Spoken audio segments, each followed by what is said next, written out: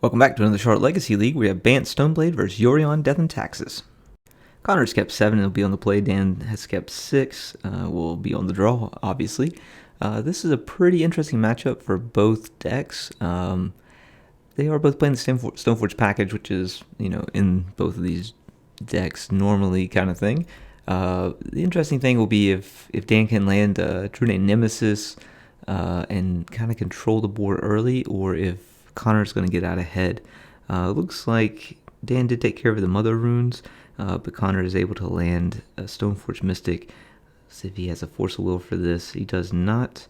See if he decides to, if Dan's going to use that Prismatic Ending on this Stoneforge or not, or wait and save it for the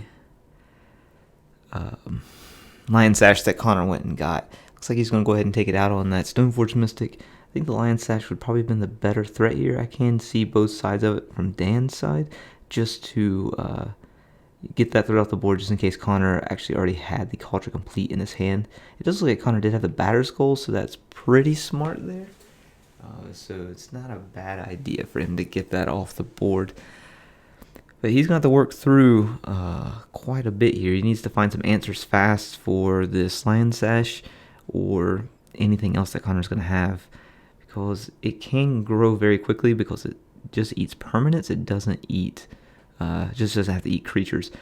Granted, there's only one permanent in Dan's graveyard at the moment, which is a land, but that could stack up very easily throughout this game. Well, there's permanent number 2 that Connor can eat to pump up that Lion Sash.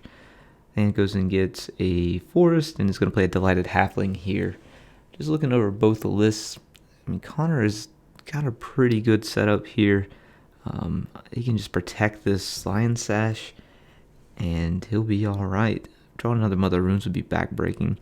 Wasteland is no good here with all 3 basics out. So we'll just see a swing for 3 from Connor. Or 2. Is that a 1-1? I guess Lion Sashes start off as a 1-1. Let me check that and see right quick. Yes, they do start off as a 1-1 with the reconfigure. Okay. So, yep, just a 2-2 at the moment, but he'll be able to take advantage of eating another permanent here. There's another Delighted Halfling from Dan, and we'll see the Battle of the Babies here, essentially, with, Connor's is going to grow rather fast compared to these 1-2 Delighted Halflings that are in play at the moment. Another draw from Connor, another Plains is just another thing for him to use to eat.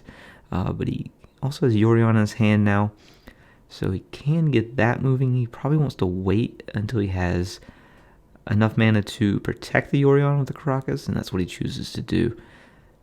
Alright, there's a Ganjo in his hand as well, so Dan definitely needs to start figuring something out here.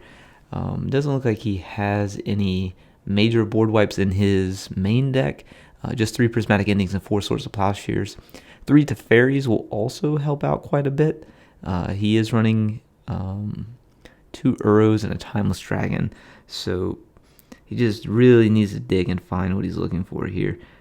He does daze that Solitude, so but I think we're going to see a Yorion come out here, and with protection from the Caracas, it's going to make it very difficult for Dan to remove that off the board. Let's see if he has a Force of Will. He has a Force of Will pitching a Daze. Oh, no. Okay. Connor is actually playing the Batter Skull first, so smart move.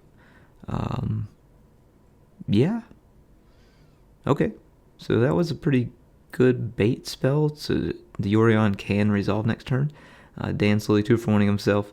But it looks like he has another Force of Will in his hand. Now he's trying to decide whether he's going to need to block this or he's just going to keep attacking. He's got something that costs 3 mana in his hand. 3 and an Uro. Alright, well that will put him back up in some life. Unfortunately, he doesn't have the mana to immediately play that.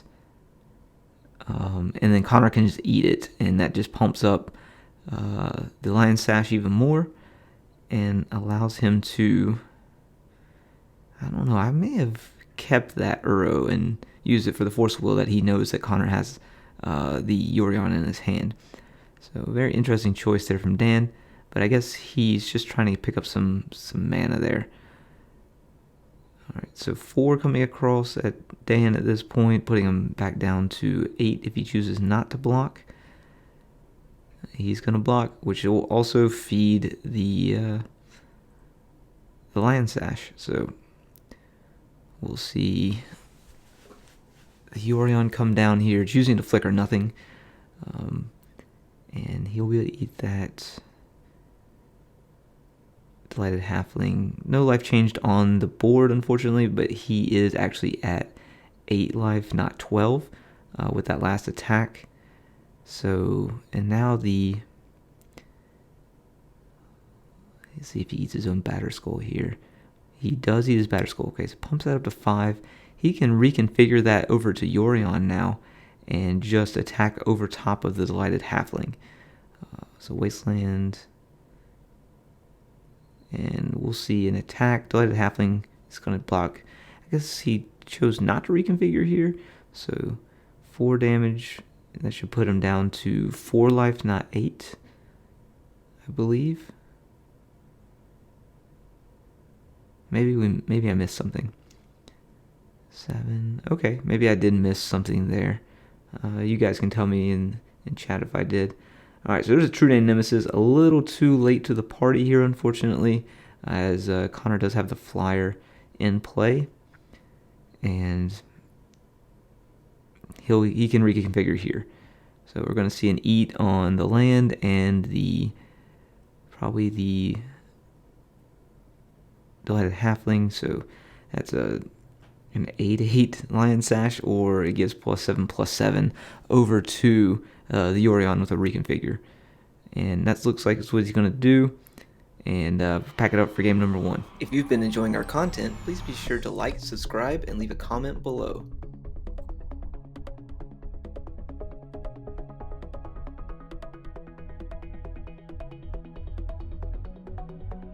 Welcome back to game number 2. Dan has kept 5, won't be on the play. Connor has kept 7. So you have Dan leading off on a Wasteland. It's pretty brazen, I think, especially if he has like a Swords of Plowshare or anything like that in his hand to take care of that Mother Runes. But it looks like he drew the second land he was looking for there. So he got rather lucky on that end. It looks like he's holding triple Daze and a Timeless Dragon. So let's see what Connor has. So Thalia, we'll see a fetch here from Dan, more than likely going to see a Hardcast Daze. And that is what we see. And then a pass back over. Let's see what he wants to do here. Picks up a basic Plains, which is promising. And pass back over to Connor, I imagine, as well. As Dazes get very short in the tooth. Oh, phew. Alright, so he chooses not. No, he does float a blue. Okay, so he floats a blue.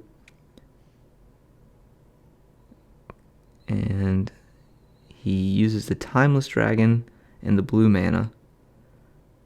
And then, okay, Connor goes to second main phase.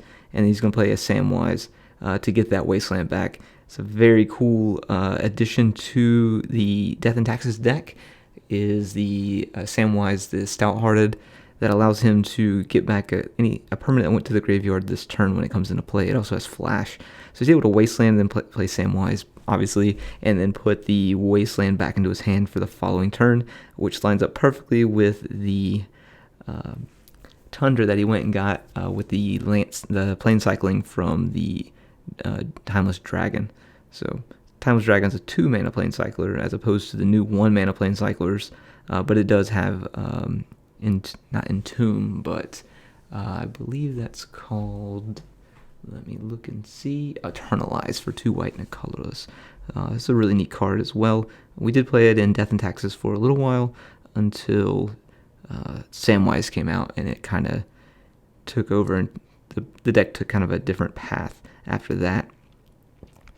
Connor now has a Thalia down as well, which is really going to start taxing Dan here if he wasn't already. And he looks like he picks up another land, and he's going to be able to Eternalize that dragon this turn. Connor goes for the token and finds it fairly quickly here. And we have an Eternalized Dragon in play. The downside is, with the Thalia out, he can't daze anything.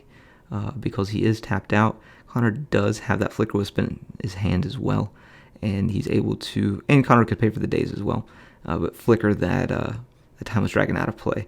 Another 4 damage coming over to Dan, and let's see if he can make something else of this game here. So it's not looking great here. He does draw a Ponder, so maybe he can find his way out of it. We'll see a Ponder coming from him. We'll see what he draws. Just a second here. And we've got a Stoneforge, a Prismatic Ending, and it looks like a Force of Will, perhaps. He's going to take that Stoneforge off the top and be able to go get a Batterskull with it. So we'll see a search with the Stoneforge Mystic. Again, Connor has the answer to that in his hand with a... Well, now he draws the Swords of Plowshare, as well as he has the Skyclave Apparition as well to exile that Stoneforge Mystic. So has all the answers in his hand, as well as a Yorion if he finds that 5th mana to flicker all this stuff out if he needs to. Another draw from Dan. It looks like it's another Stoneforge Mystic, which he can play, and if he does play that, oh, he's gonna just pack it up. Thanks for watching, everyone, and we'll see you in the next match.